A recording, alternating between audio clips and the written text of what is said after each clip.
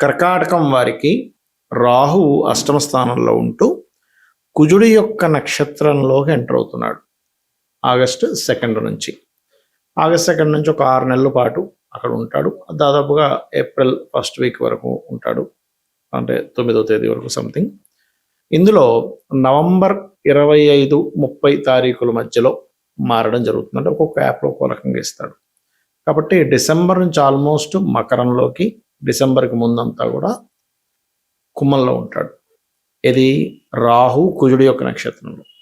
ఈ రెండు విరుద్ధమైనటువంటి ఎనర్జీస్. మరి ఈ నక్షత్రంలోకి రాహు ఎనర్జీ వెళ్తున్నందుకు ఎటువంటి ఫలితాలు జరుగుతాయి, మీకు ఏ విషయాల పట్ల మీరు జాగ్రత్తగా ఉండాలి అనేటువంటి అంశాలు చెప్తుంది నేనైనప్పటికీ చెప్పిస్తుంది సాక్షాత్ లలిత అమ్మవారిగా భావిస్తూ ఆ లలితాంబిక అమ్మవారి యొక్క అనుగ్రహం మీకు పరిపూర్ణంగా కలగాలని మనస్ఫూర్తిగా కోరుకుంటూ, ఇక్కడ ఉద్యోగం విషయంలో మార్పులు, విదేశీ ఉద్యోగ అవకాశాలు ఎక్కువగా వస్తాయి. ఉద్యోగంలో కొంత స్ట్రెస్ కూడా ఉంటూ ఉంటుంది. ఎప్పుడైతే కుజుడు మీకు మీ జన్మజాతకంలో కుజుడు యోగకారకుడు కాకపోతే, అయితే రాహు నక్షత్రంలో రాహు వచ్చి కుజ నక్షత్రంలోకి ఎంటర్ అవుతున్నాడు కదా ఆగస్టు 1 నుంచి కూడా చూసుకుంటే, అంటే 2 నుంచి మారుతున్నాడు, బట్ 1 నుంచి దాని రిజల్ట్ ఉంటుంది. అయితే ఇదే కుజుడు నవంబర్ ఎండింగ్ నుంచి, అంటే డిసెంబర్ నుంచి దాదాపుగా మనకి అంటే 25 నుంచి కొన్నిట్లో చూపిస్తుంది, అయితే డిసెంబర్ నుంచి వేసుకుంటే సప్తమంలోకి వస్తున్నాడు రాహు. కాబట్టి ఈ సప్తమ స్థాన రాహువు ఎప్పుడు కూడా మీరు వివాహము, అదేవిధంగా ఈ సప్తమంలో రాహు వస్తున్నందుకు జీవిత భాగస్వామికి కొన్ని పాజిటివ్స్ ఉన్నాయి, జాగ్రత్తలు ఉన్నాయి. ఏమిటి అంటే, ఒకటి, మీరు వివాహ సంబంధించిన విషయంలో మనుషుల్ని ఎంపిక చేసుకునేటప్పుడు స్త్రీ కావచ్చు పురుషుడు కావచ్చు కొంచెం జాగ్రత్తగా ఉండాలి. జీవిత భాగస్వామితో అనవసరం చిన్న ఘర్షణలు, కోపాలు, తాపాలు వస్తూ ఉంటాయి.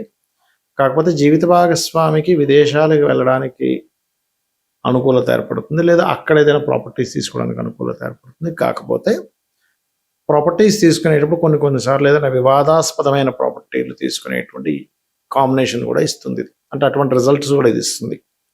కాబట్టి వాహనం మీద వెళ్ళేటప్పుడు జీవిత భాగస్వామిని, మరియు మీరు ఏదైనా ప్రాపర్టీ జీవిత భాగస్వామి పేరు మీద తీసుకునేటప్పుడు జీవిత భాగస్వామిని ఎంపిక చేసుకునే విషయంలోని డిసెంబర్ నుంచి ఏప్రిల్ వరకు కొంత జాగ్రత్తగా ఉండాలి.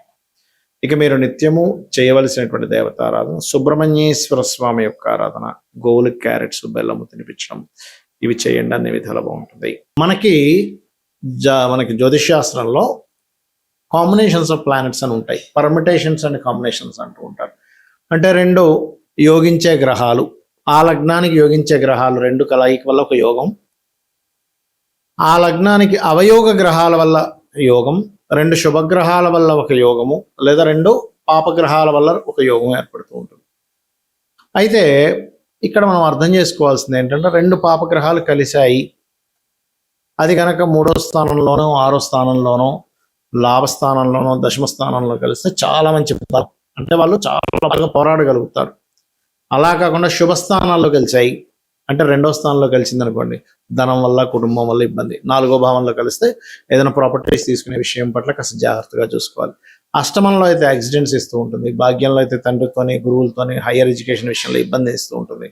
12వ భావంలో కనుక రెండు పాపగ్రహాలు కలిస్తే వివాహ సంబంధించిన, అంటే వివాహ జీవితం మీద ఎఫెక్ట్ చూపిస్తూ ఉంటుంది. అది మరి ఈ పాపగ్రహాల్లో ముఖ్యంగా సర్పదోషాన్ని ఇచ్చే గ్రహాలు. ఎందుకంటే రాహువు గనక కుజ నక్షత్రాల్లో ఉన్న, కుజుడితో ఉన్న సర్పదోషము అంటూ ఉంటారు. మరి దీనికి ఏం చేయాలి? దీనికి మీరు చేయవలసింది ఏమిటి అంటే, ఇప్పుడు ఆశ్లేష బలి అంటూ ఉంటారు. ఆశ్లేష బలి చాలామంది తెలియక ఏమనుకుంటారు, ఆశ్లేష నక్షత్రంలో పుడితే ఆశ్లేష బలి చేయాలనుకుంటారు. కాదు, సర్పదోషం ఏర్పడినప్పుడు ఆశ్లేష బలి చేయాలి, గుర్తుపెట్టుకోండి.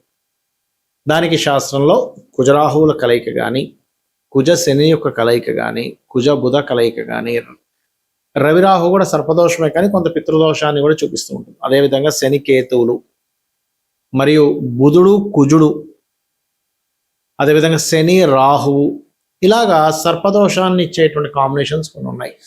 అయితే ఇందులో తీవ్ర సర్పదోషం ఉందా లేకపోతే స్వల్ప సర్పదోషం ఉందా అనేది చూసుకోవాలి. మళ్ళీ కాలసర్పదోషం కాదండి. కాలసర్పదోషం అంటే కాలానికి సంబంధించింది, అది జాతకానికి చూడకూడదు. అన్ని గ్రహాలు మనకి ఒకవైపు అంటే పూర్తిగా రాహుకేతుల వైపు వచ్చేస్తే దాన్ని కాల్సప దోషం అంటూ ఉంటారు. అందుకే చూడండి, మనకి ఇప్పుడు కాల్సప దోషంలో ఉన్నందుకు, గురువు అతిచారంలో ఉన్నందుకు రకరకాల దేశాలకు యుద్ధాలు, గందరగోళాలు జరుగుతున్నాయి మనకి. రైట్. అయితే పర్సనల్ చార్ట్లో ఉండే సర్పదోషము ఏ రాసుల్లో ఉండే, శత్రుక్షేత్రాల్లో ఉంటే తీవ్రంగా ఉంటుంది, మిత్రక్షేత్రాల్లో ఉంటే అంత ప్రభావం ఉండదు. ఇది ఒక ఎత్తు. అయితే ఎంతసేపు సర్పదోషం ఉందనగానే భయపడ్డం కాదు, అసలు ఆ దోషం నిజంగానే మీకు పనిచేస్తుందా లేదా అనే విషయాన్ని తెలుసుకోగలగాలి. అంటే ఏమిటి, ఎలా తెలుసుకుంటాం అది? మీకు అసలు చిన్న ఎగ్జాంపుల్ చెప్తా చూడండి. ఒక ఊరికి ఒక సునామీ వచ్చింది. రైట్. ఆ సునామీ ఈయన పుట్టినప్పటి నుంచి 100 ఏళ్ల తర్వాత వస్తుందని ఆల్రెడీ ఫిక్స్ అయి ఉంది. ఈయన బ్రతకడం ఒక 90 ఏళ్ళు బ్రతికాడు ఒక మనిషి. 100 ఏళ్ల తర్వాత సునామీ వస్తే ఏమవుతుంది? ఈయనకి ఏముండదుగా. అలా కాకుండా ఈ జీవుడు పుట్టిన ఒక 20 ఏళ్ళకి అదే ఊర్లో ఉంటాడు, సునామీ వచ్చింది, ఆ సముద్రం పుట్టినే ఉంటాడు, అప్పుడు ఎఫెక్ట్ ఉంటుంది. అంటే మీరు మీ జీవితంలో మీ మహాదశలు, అంతర్దశలు ఎప్పుడు ఇండికేట్ చేస్తున్నాయి ఈజ్ మోస్ట్ ఇంపార్టెంట్. లేదా చిన్నప్పుడు అండి మేము సముద్ర పొడ్డున ఉండేవాళ్ళము, సునామీ వస్తుందని హెచ్చరిక వల్ల మా వాళ్ళు నన్ను చిన్న పిల్లల్ని అప్పుడు తీసుకుని వెళ్ళే వేరే ఊరికి, అందులో మా ఊరికి సునామీ వచ్చిపోయింది అంటూ ఉంటారు. అంటే ఏమిటి, దాని అర్థం ఏమిటి? చిన్నప్పుడు ఎప్పుడో అయిపోయింది ఆ దశ, మీరు పెద్ద అయ్యారు, చిన్నప్పుడు అయిపోయిన దశ గురించి టెన్షన్ పడాల్సిన పని లేదు. అది సర్పదోషం కానివ్వండి, లేకపోతే పితృదోషాలు కానివ్వండి, ఏమైనా. అయితే పితృదోషాలకు మాత్రం కొంచెం యాన్స్టర్స్ నుంచి వస్తూ ఉంటుంది, అది చూసుకోవాలి. అంటే దీన్ని బట్టి మనం అర్థం చేసుకోవాల్సింది ఏంటి, మహాదశ ఇండికేట్ చేస్తుందా లేదా మీకు సర్పదోషాన్ని ఈజ్ మోస్ట్ ఇంపార్టెంట్. ఇండికేట్ చేస్తుంది, ఏమి టెన్షన్ పడద్దు. చిన్న చిన్న రెమెడీస్లో కూడా చేసుకోవచ్చు. డబ్బులు ఉందండి, బాగా ఉన్నాయి, నేను ఆశ్లేష బలి చేయించుకుంటాను, సర్ప ప్రతిష్ఠ చేయించుకుంటాను, అది మీ ఇష్టం. మీకు ధనం ఉంటే చేయించుకోండి, నేనేమీ కాదనట్లేదు, దానివల్ల మంచిదే. కానీ ధనం లేని వాళ్ళు కూడా నేను సర్పశాంతి చేయించుకుంటే కానీ నా జీవితం బాగుపడదు, లేకపోతే పెద్ద పెద్ద ఆశ్లేష బళ్ళు వేలు లక్షలు ఖర్చు పెడితే కానీ నాకు బాగుపడదు అనుకుంటే తప్పది. సింపుల్గా ఏం లేదు, మీ ఇంటి దగ్గరలో రావి చెట్టు ఉంటుంది కదా, రావి చెట్టు చుట్టూ ప్రదక్షిణాలు చేయండి. అక్కడ సర్ప ప్రతిష్ఠ చేసినవి ఉంటాయి. చక్కగా ఒక చెంబులో నీళ్లు తీసుకొని దాంట్లో పసుపు, కుంకుమ, గంధం కలిపిన వాటర్ తీసుకొని రావి చెట్టు చుట్టూ ప్రదక్షిణాలు కనుక మీరు చేసి, ఒక 3 కావచ్చు, 7 కావచ్చు, 11 కావచ్చు, 41 పర్లేదు, 21 పర్లేదు, మీ ఓపిక. ఎందుకంటే కాళ్ళ నొప్పులు ఉన్నాయి, 41 చెప్పాను అనుకోండి, అయ్యో గురుగారు 41 ప్రదక్షిణాలు చెప్పారు, నేను తిరగలేనండి అంటే కాదు, 3 తిరగండి సరిపోతుంది. అలా ప్రదక్షిణం చేసి చక్కగా ఆ యొక్క చెట్టు కింద ఉండేటువంటి, ఆ వృక్షం కింద ఉండేటువంటి సర్ప వాటికి అభిషేకం చేయండి.